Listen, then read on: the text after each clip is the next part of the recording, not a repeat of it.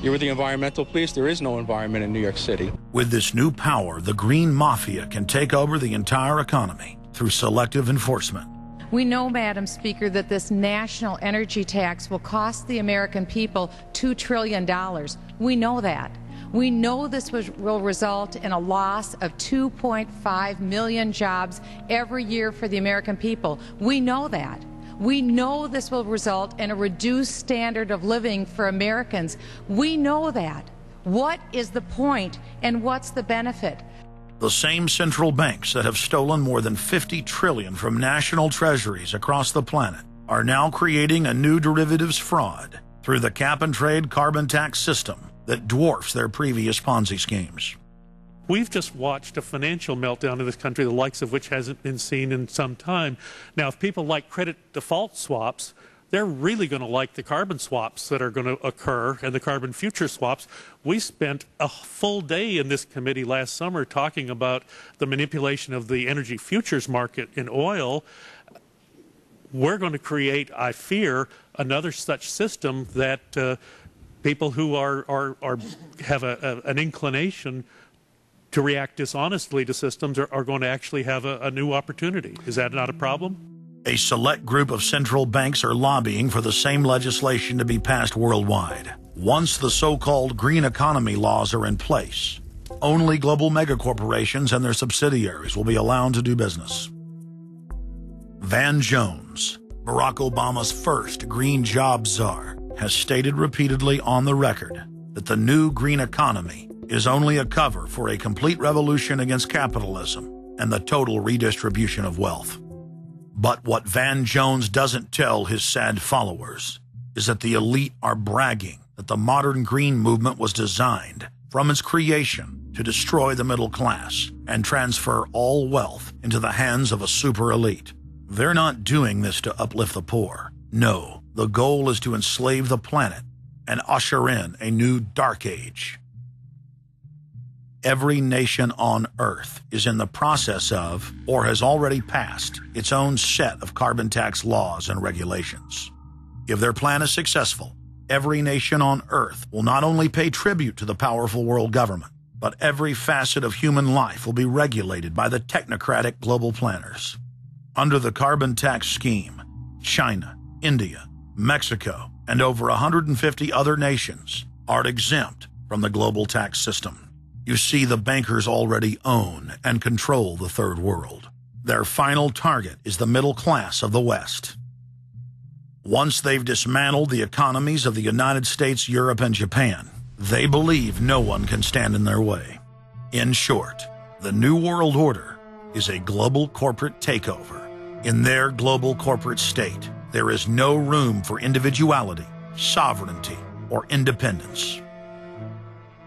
As their program begins to face more and more opposition, lawmakers and supporters of the man-made global warming hypothesis want laws to be passed, making it illegal to question their theories. Recently, the head of Greenpeace was forced to admit that the Arctic and Antarctic ice caps grow in the winter and shrink in the summer, and that this is all part of a natural process driven by the tilt of the Earth and the Sun. The cosmic radiation coming from space, the amount reaching the Earth is affected by the strength of the Sun's magnetic field. So the magnetic field of the Sun is almost like a gateway controlling the cosmic radiation reaching the Earth. The magnetic strength of the Sun is also related to the number of sunspots. So they are directly related to changes within the inner structure of the Sun. The amount of cosmic radiation reaching the lower atmosphere creates more cloud, right? And cloud forms, you need to have what are called condensation nuclei. That is, little particles around which water can change from water vapor or gas into water droplets, minute particles that are visible in the form of clouds. We've known for a long time that there was more cloud than the amount of particles in the atmosphere, because we assumed it was clay particles and salt particles that were creating this condensation process. But there was this gap We now realize, of course, it's the cosmic radiation that's doing it. So what the cosmic radiation is doing, controlled by the magnetic field of the sun, is it's like putting up a screen in the greenhouse and blocking out the sunlight. And of course, that then affects the temperature of the Earth. That's why there's a relationship between the sunspots and the temperature on the Earth. So we now know the mechanism, but they completely ignore that. More than 31,000 scientists from across the United States, including more than 9,000 PhDs from the fields of climatology, atmospheric science, earth science, and hydrology, signed a petition rejecting man-made global warming as a scientific fraud.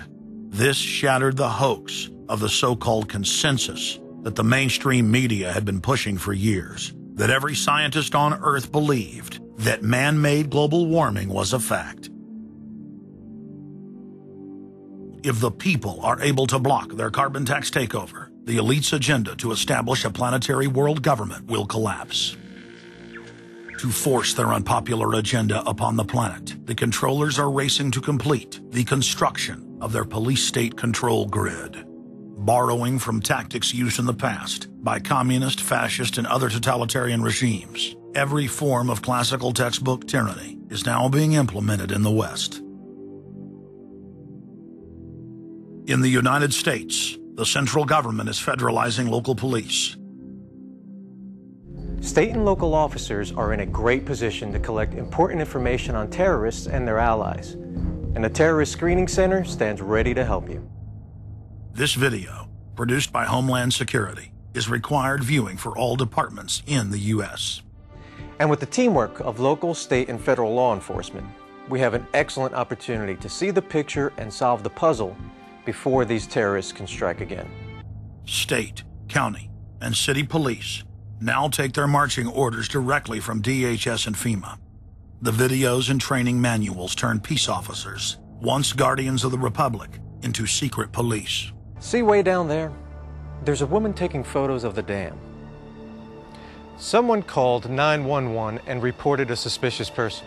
As you guessed, she's going to be a Category 3 hit. And since it's very important that we don't let her know that we know, both the dispatcher and the officer need to make sure she doesn't hear the radio traffic. Stand by. If I could ask you to wait right here, please. Sure. Everyday items and activities are listed as proof that you are sympathizing with shadowy boogeymen of terror. Of course, he's going to keep his eyes open for anything interesting or unusual in the car. That would include cameras, binoculars, video equipment, GPS, maybe things like sleeping bags that suggest they're living out of the car. From their inception, Homeland Security and Northcom were set up to dominate the people and the states, not to fight the CIA-created Al-Qaeda. Patriotic members of the military and law enforcement, at great risk to their lives and careers, have sent this filmmaker federally and internationally produced law enforcement manuals, textbooks, documents, and videos.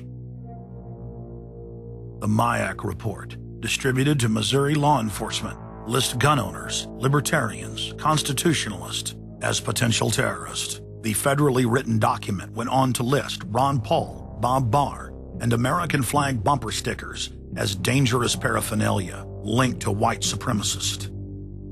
Even before 9/11, FEMA was quietly indoctrinating local police to have a hatred of the Founding Fathers and everything our constitutional republic stands for. Who was the first terrorist organization in the United States?